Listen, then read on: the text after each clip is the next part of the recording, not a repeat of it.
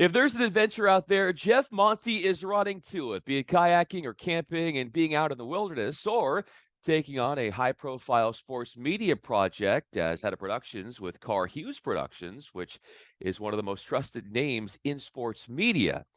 Think of this conversation as a place where you are going to see how well versed Jeff is. And this is the Honest Something podcast.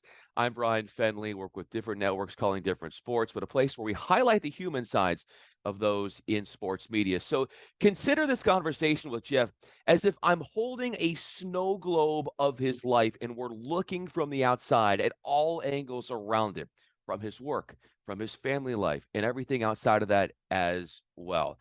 Before we get started, don't forget to subscribe.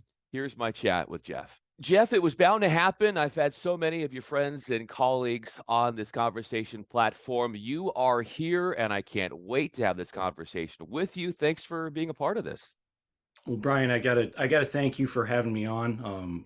I've seen some of my colleagues and some folks that I don't know very well that I want to get to know more based on the conversations you've had. So this is a wonderful thing that you're doing, and I really appreciate you taking the bull by the horns on a great idea and taking it down the field. Well, it's due to the great guests that makes this a good idea. It has little to do with me, and it has a lot to do with you and your colleagues who have been on. And I got a feeling as we get this conversation going that even your closest colleagues, who you consider great friends, are going to learn something new about you. And that's what I love about these chats. So as we get this thing started here, Jeff, how have you become so adventurous in so many aspects of your life? That's a great question. You must have seen a little bit of my social media out there. If you know that I'm adventurous, because it's not something I really wear on my sleeve. I really have to credit my parents. Um, I'm an only child, and with that sometimes comes some squeamishness and some anxiety. And I'll be honest, I have all of those things. But I think, my parents did a great job of making sure that I had a variety of experiences, starting with, playing a variety of different sports, making sure that I was exposed to playing musical instruments, all these things that I carry to this day, and making sure that I got out into the world. And I'll be honest, I stayed close to home when I went to college. I grew up in Hamilton, New York. I ended up going to Colgate University. It wasn't exactly a safety school. It ended up being the best school that I got into, and I went with it. But I was close to home, and I'll really credit, the first thing I can point to is before my senior year, uh, my father really wanted me to go abroad.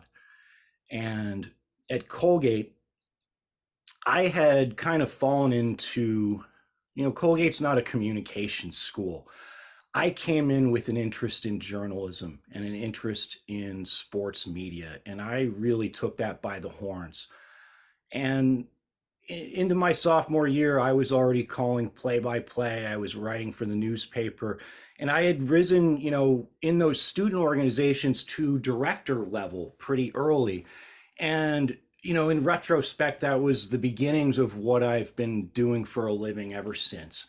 Uh, and I was really attached to those things. And I didn't want to spend a semester abroad. I didn't want to give those things up. I didn't want to be, I was kind of, even at the time, I'm a big baseball fan and aware of the Wally Pipp saga, where he sat out due to injury and Lou Gehrig was the substitute, and the rest is history. Um, so I was kind of cognizant of that, but I found an opportunity in an internship program at Radio Free Europe in Prague, in the Czech Mm. Republic. And that experience of traveling to a country, a region of the world I wasn't very familiar with, um, a language I had no familiarity with, and being out completely on my own, that changed my life. That made me look at the world in a different way. It didn't change it overnight, but a few years later, I was living in New York City, a place I never imagined living, and I was pounding the pavement and traveling around the world in sports production. But I think if I'd never had that experience, if I hadn't survived that experience and made it through, and to know that about myself, to know what I was capable of doing, um, I wouldn't have developed that sense of adventurism. From that pivotal moment in your life, you have gone on to really embrace nature. And a lot of what you do is you're really a certified, if that's a way of saying it, outdoorsman. You are out and about, you are one with nature.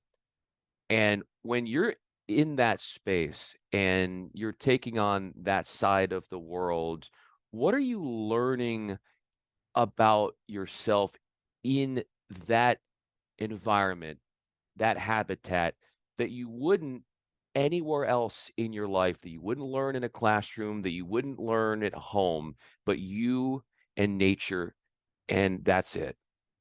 So I, I've really taken to going out and deep into the wilderness, and for multiple days. Wow. Um, I find that very therapeutic, and what I learned from that is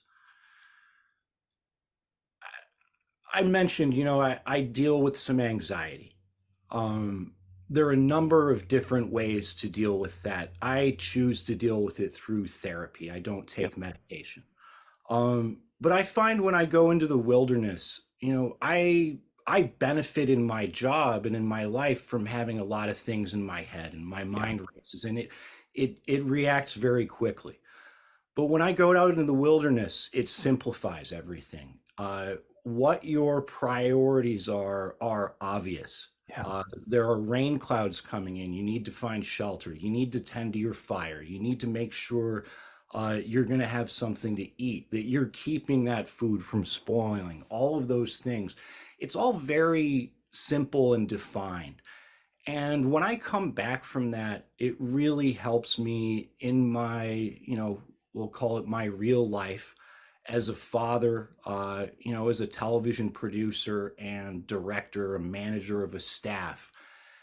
It helps me kind of line up what the priorities are, what is most important, so that I can focus on those things and really hone in on them.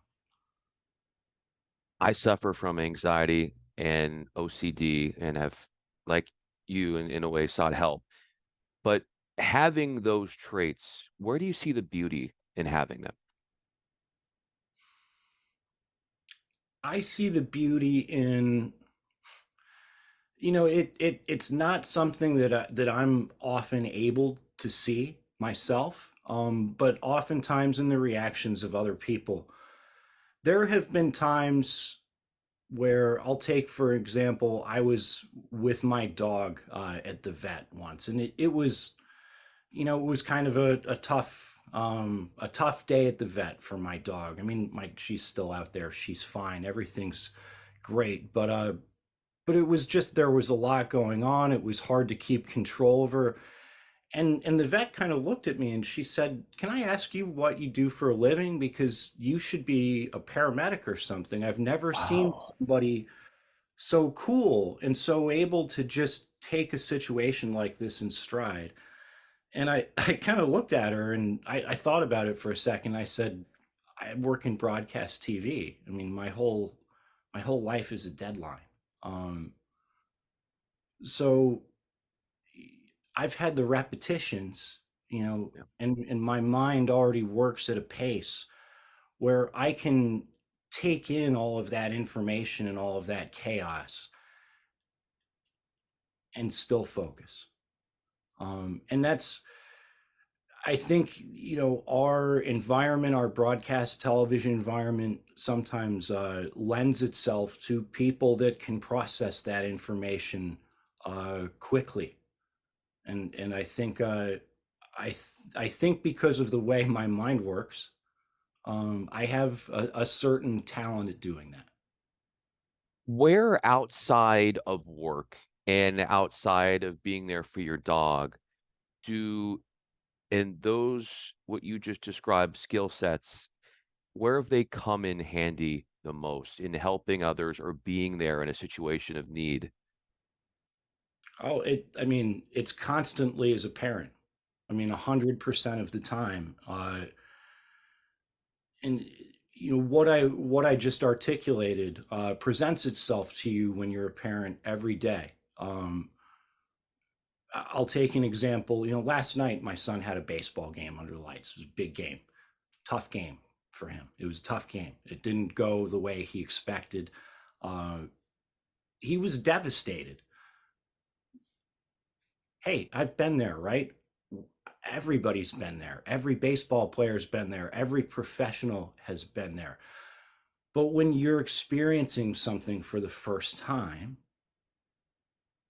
when you had all of these hopes and anticipations attached to them, failure is a new thing. It's a new concept. It's not something that you dreamed of doing, failing.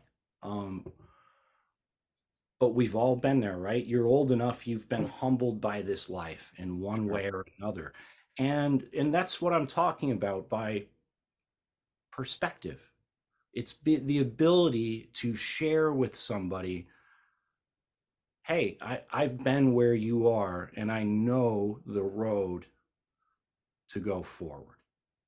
And when you can show that to somebody, it's really powerful. What kind of power do you get from that? Because you're seeing how this is helping somebody, but then what are you getting from that experience yourself? Oh, if I know that I'm able to add that perspective to somebody, I know that there is somebody or something out there that can give the same thing to me. One of the things that's been there for you has been music. And you hit on this earlier in the conversation, guitarist extraordinaire. How has music been a sanctuary and been an escape for you? Well, so it's similar to going in the wilderness. Um, and because my chosen instrument is the guitar, and I may have one It's right next to you. not far from me at all times when I'm in the sanctuary of my house, but it's something in which I can get lost. And the nice thing about the musical wilderness, I'm going to see Dead and Company here in Saratoga in a couple of weeks. I'm really looking forward to that. You can get lost in the music. You can get lost in the improvisation. I find that I've been playing long enough. I've developed enough skill that I can now do that for myself. I don't necessarily need to engage in somebody else's playing. And it's unlike the wilderness, there's no stressor.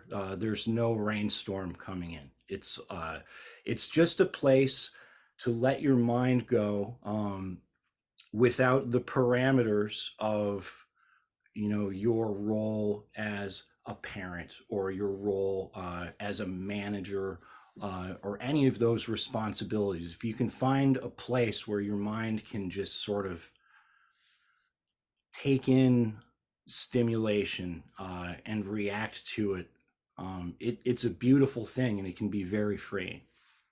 When your mind is able to wander freely, how much of the time are you doting on the past? How much on the present? And how much in the future?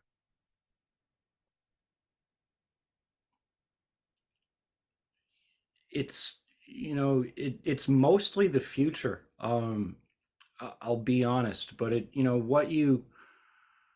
the mantra I try to follow is you learn from the past, you savor the present, and you hope for the future. But it's always fixed on what's ahead, on what's to come. Always. What gives you the most hope?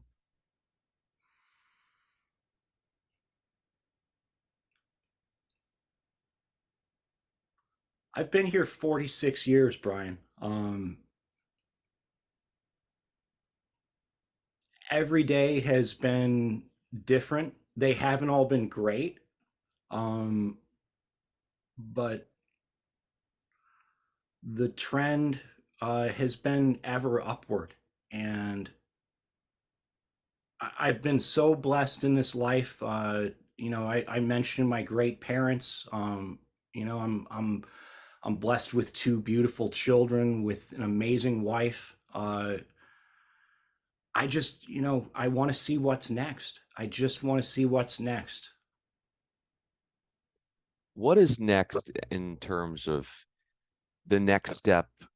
Not just from I mean, what you're doing from a career standpoint is so impressive with Carr-Hughes, and we got to point that out.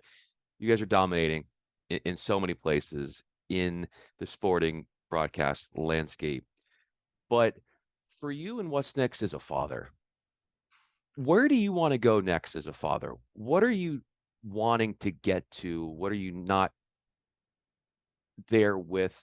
And that as we all do, as we grow and we age and we mature, what does that look like for you? And a little evolving of a perspective as a dad. Um, well, this could get emotional, Brian, because my son is just about to turn 12 years old, and it's getting to the point. I mentioned I'm 46.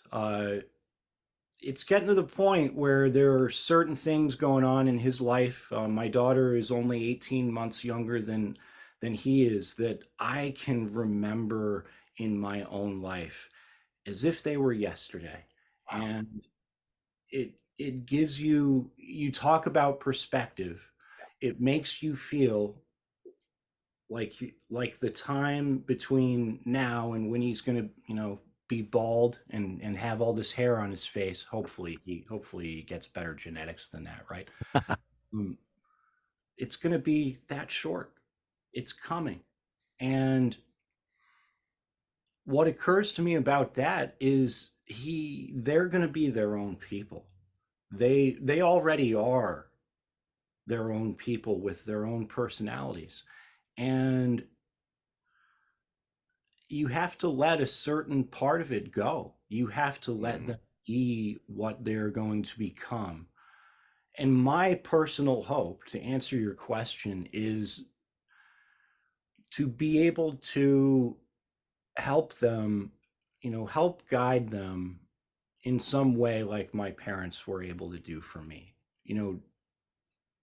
Not to steer me in a direction, but to provide the support and to help me, find what I found. I would love to help do that for them in any way I can. Why do you think it's so hard to let go sometimes? Well, that's a difficult question. I'll be honest, that's something I'm working on with my therapist. It's you grow attached to things in your life. But the hard part about life, maybe the hardest part, is that it is defined by impermanence. None of this is permanent. Everybody I know, will one day not be here. Um, and accepting that can help you let those things go.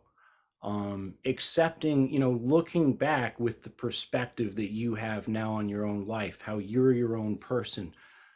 At one point, your parents had to let go kind of their dominion over you, and let you grow into your own person. And thank God they did. So, those are again, I come back to perspective. It's a very difficult thing to think of letting those things go. But when you realize that somebody did those things for you, it becomes suddenly so much easier to imagine yourself doing it, doesn't it? It does. And how do your kids share in their appreciation for you in the way you are working yourself and coming to that perspective? Oh, I don't share a lot of that with them. I'll be honest with you. What I do is I try to model what I consider healthy behavior. Expressing my emotions, when it's pertinent. It's something that I've kind of had to teach myself to do and learn how to do. Um, and to be able to process those things in real time and deal with them in the moment. They show their appreciation for me by, I mean, constantly doing their best. I feel like I've talked about my son a lot. My daughter, just finished her first riding season as an equestrian athlete last year Wow. on her IAEA team. She earned enough points, uh, in her first year to go to the regional competition. Um, they show their appreciation by doing their best every single day and trying to be better tomorrow than they were today. And I hope that's the behavior that I have tried to model for them. It is the behavior, and they see that, and you think about your wife and how she gets the best out of you. What is the ticket from her perspective in getting the best out of you and how she facilitates that? You'd have to ask her first of all if she agrees with that. But we've been together. I think we met my senior year in high school. So she hasn't been able to shake me loose. And we've been best friends ever since then. I think that her ticket there is this is probably a very difficult thing, but letting me kind of be who I am. It's a ball of twine for sure. We've talked about a lot of it. Somebody with the platter of interests that I have that works as much as I do probably is a fairly interesting individual to deal with on a day-to-day basis. And there has been quite a bit of just patience and allowing it to kind of happen. I say all of that. We've been together so long. That includes, living together in New York and Manhattan while I was a freelancer, and enduring. I worked the Grand Slams. I Yeah. worked the Olympics. Those are 3 or 4 week remote projects that you go away on multiple times a year. So just kind of being there, being my rock. She made it all possible. She 100% of it. What would she tell you in those moments where you're away from her, you're on the road, you miss her, you miss your kids, and you love your work, you love your family? How does she communicate to you in those settings just to make you feel like, okay, I'll be home when I'm home. I can't wait. But just hearing what you say makes me feel good, even though I'm not with you at this time. It was, I'll tell you, it's hard to imagine probably for some of your younger viewers, but back in 2006, 2007, if I would be on the other side of the world in Australia for the Aussie Open, there was no Zoom like Yeah. this. There was no.